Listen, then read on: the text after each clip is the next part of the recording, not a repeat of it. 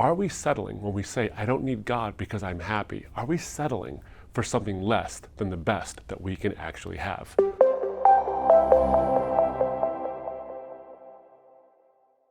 One of the most difficult questions to answer that I get, and it's not difficult because it's tough intellectually or tough because it presents an unresolvable contradiction, but the toughest question I get to answer is the question, why do I need God? And oftentimes someone will come to the microphone and they'll say something like, life is good. I have a career that is fulfilling. I have a spouse that meets all my needs. I meet all of his or her needs. I have kids who are doing great. My material needs are met. Honestly, I'm happy. What do I need God for?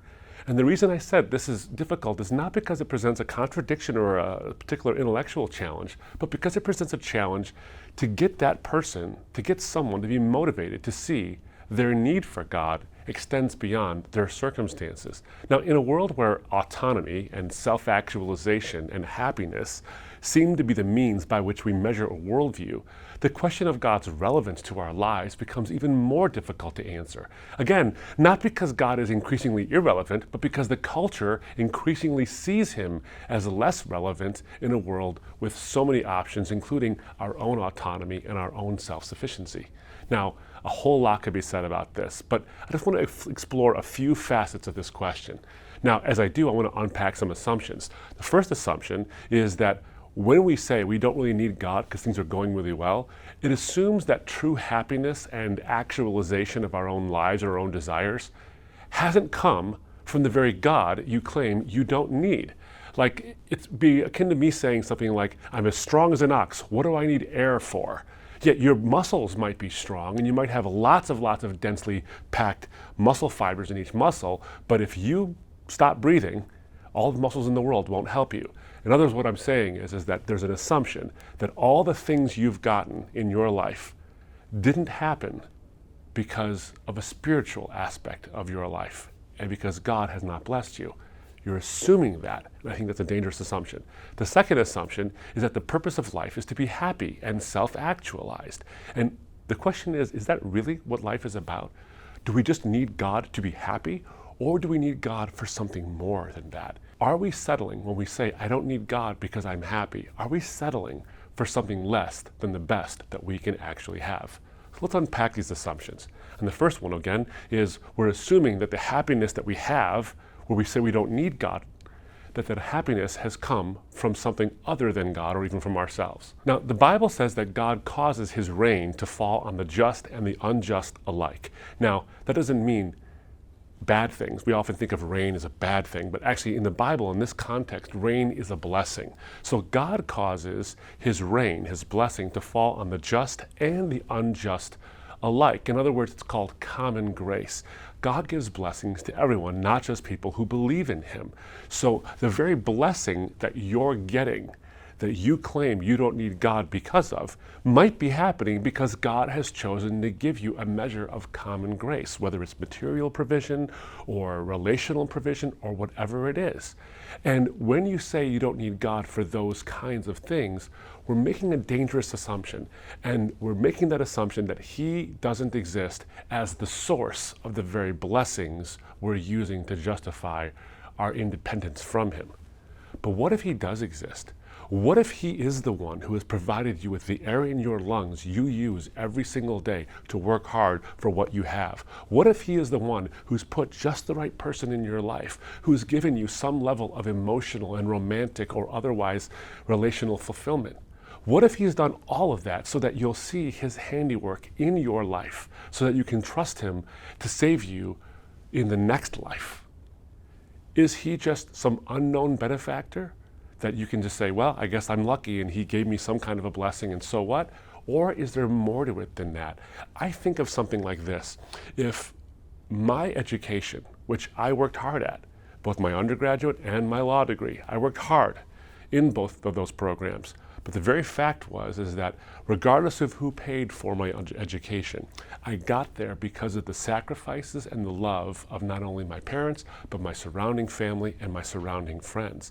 Now, to get through all of that and say that I'm self-made, I didn't need them to get where I'm at, is incredibly arrogant, self-seeking, selfish, but also dismissive of someone's real, honest sacrifice and gifts to me. So oftentimes when we say we don't need God because we have so much stuff already, what do I need Him for? You make the dangerous assumption, and I think the dismissive assumption, that someone who cares for you might just be out there and might be the very source for the things you're claiming are the basis of your happiness. The very body you have, the very air you breathe, the very universe that makes your life possible, it all cries out for an explanation, and that explanation can't be us. It has to be someone beyond us. That existence that you and I have, the very air that circulates through your vocal cords, that allows you to raise the objection, what do I need God for? That air, those vocal cords, this universe in which you can say it, come from the very God we're questioning. The second assumption is that the purpose of life is to be happy. But who says, really? For the Christian, the purpose of life is not to be happy, but it's the knowledge of God. It is the understanding of our origins. The Apostle Paul states that his mission was that people might know who God was, and that caused him tremendous amounts of discomfort, tremendous amounts of loss and sacrifice, but it never actually cost him his joy. In other words, his joy was not tied to quote-unquote happiness.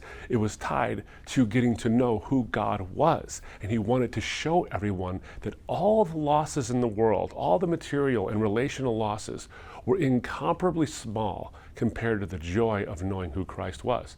Now, you read in Acts chapter 17, in the book of Acts, chapter 17, verses 26 to 28, Paul's talking to the philosophers of his day.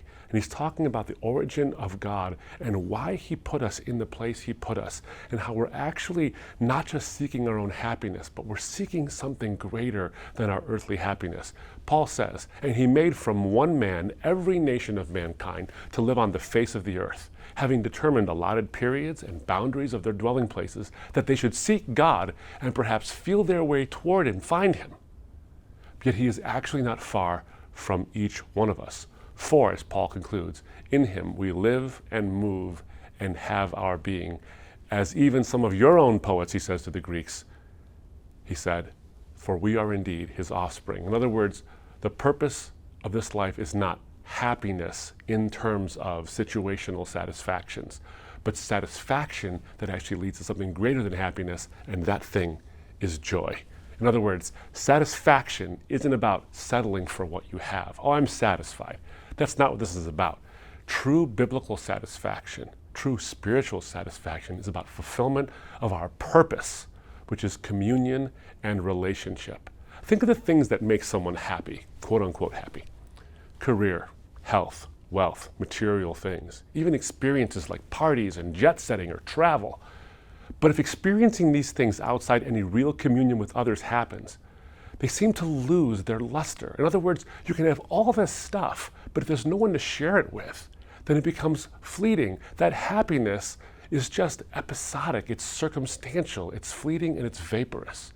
Communion with other people is what makes human existence all the more joyous, regardless of the stuff we have. But communion with God, not just with other people, but with God, the transcendent, that is better still. So why settle for material and situational happiness when joy is offered to us? Happiness is situationally dependent, and so it goes away.